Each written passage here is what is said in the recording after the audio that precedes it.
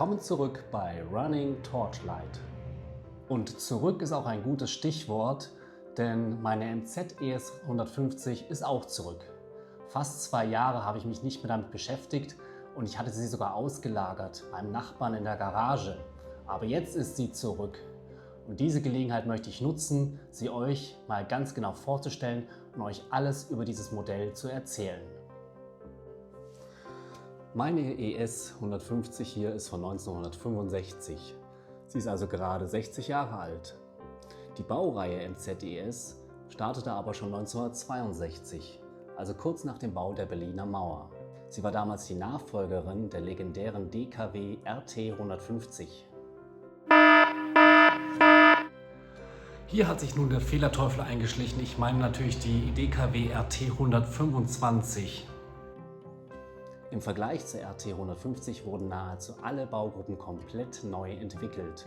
Und zwar alles mit Hinblick auf einen langen Produktionszeitraum und hohe Stückzahlen.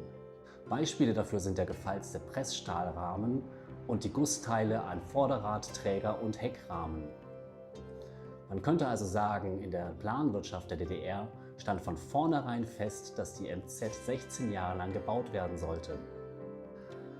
1969 gab es dann noch ein Facelift mit Steigerung der Motorleistung von 10 PS auf 11,5 PS, dazu noch ein paar frische Farben und einen neuen Namen: MZ ES 150-1 Trophy. Bis zur Einstellung der Baureihe 1978 wurden schätzungsweise 450.000 Maschinen von beiden Varianten in der 150er und 125er Version gebaut. Damit ist die kleine ES-Baureihe eines der meistgebauten Motorräder der Welt. Übrigens, wenn euch dieses Video sehr gut gefällt, schaut unbedingt auf meinem Kanal vorbei, Running Torchlight. Dort habe ich noch viele andere Videos über MZ. Und gebt mir auf jeden Fall einen Daumen nach oben und lasst mir am besten noch ein Abo da.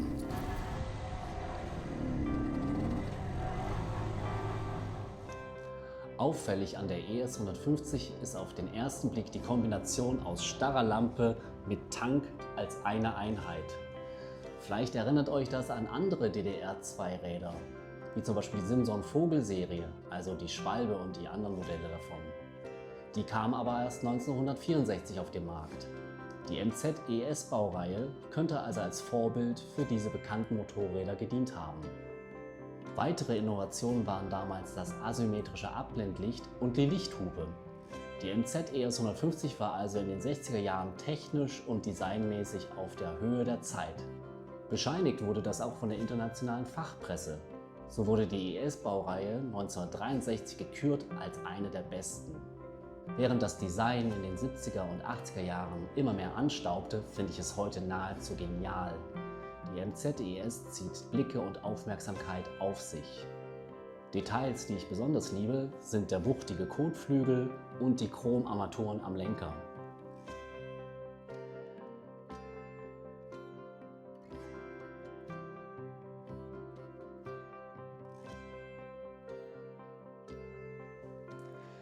Der Motor wurde zwar in seinen Grundzügen übernommen von der Vorgängerin RT 150, aber er wurde komplett überarbeitet. Anstatt nur 125 Kubikzentimeter gab es nun erstmals auch 150 Kubikzentimeter, verbunden mit einer Leistungssteigerung auf 10 PS. Zudem gab es nun auch einen vierten Gang im Getriebe. Die immerhin 10 PS und später sogar 11,5 PS trafen dabei nur auf 115 Kilogramm Fahrzeuggewicht. Bei diesem guten Verhältnis von Leistung zu Masse war die ES 150 in den 60er Jahren sehr gut motorisiert. MZ gab sogar zu, dass die Fahrleistung fast an die größere Schwester heranreichte, die ES 125-2. Und nochmal ein Fehlerteufel, gemeint ist natürlich die MZ ES 175-2. Dabei zählte nicht so sehr die Höchstgeschwindigkeit von knapp 100 km/h, sondern die flotte Beschleunigung, die der kleine Motor möglich machte. Auch bei flotter Fahrweise liegt der Verbrauch selten über 4 Liter und so ist bei 12 Liter Tankinhalt eine Reichweite von theoretisch 300 Kilometer möglich. Eine weitere Gemeinsamkeit zwischen ES 150 und der Vogel-Serie bzw. der Simson Schwalbe ist das Fahrwerk. Die MZ ES 150 hat ein sogenanntes Vollschwingenfahrwerk. Das bedeutet, sie hat vorne eine Schwinge und hinten auch.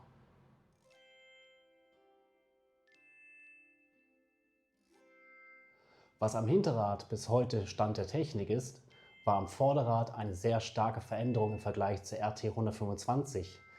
Die RT hatte nämlich vorne eine Teleskopgabel und hinten eine Geradwegfederung gehabt. Das Vollschwingenfahrwerk stellte in den 60er Jahren eine einfache und günstige Lösung dar, die zugleich komfortabler war als zeitgenössische Teleskopgabelfahrwerke. Bis heute finde ich dieses Fahrwerk einfach gut fahrbar und es macht riesigen Spaß. Vielleicht versteht ihr jetzt, warum ich so auf diese Motorradmarke abfahre und auf dieses Modell hier. Wenn ihr die MZ ES150 mal in Aktion sehen wollt, dann schaut unbedingt auf meinem Kanal vorbei, Running Torchlight. Ich verlinke euch auch ein Video hier an der Stelle, wo ihr das ganz hautnah erleben könnt. Also, ich hoffe, es hat euch Spaß gemacht. Bis bald!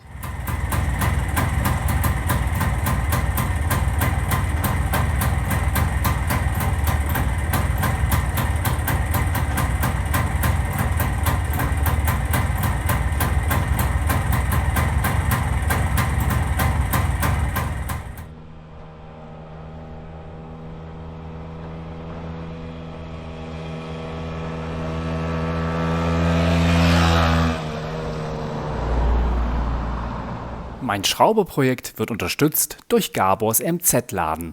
In Gabors Online-Shop findet ihr alle Ersatzteile für eure MZ, aber auch für Simson und andere Zweitakt-Klassiker. Schaut einfach mal bei Gabor vorbei und lasst euch eure Ersatzteile bequem und zuverlässig zuschicken.